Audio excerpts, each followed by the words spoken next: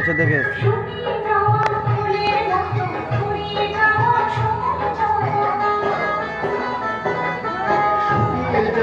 ফুলের মতো ঘুরিয়ে যাওয়া সময় যখন হাসিয়ে দিও কোনো বিস্ফোরণের রাতে ঘুরি চিরদিনের মাঝে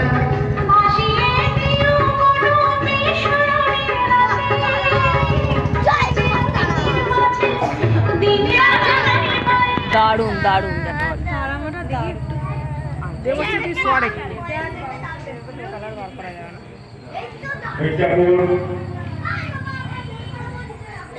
শিবতলা ভাই পূজা কমিটির পক্ষ থেকে আগত সকল দর্শনার্থী ও মির্জাপুর গ্রামবাসী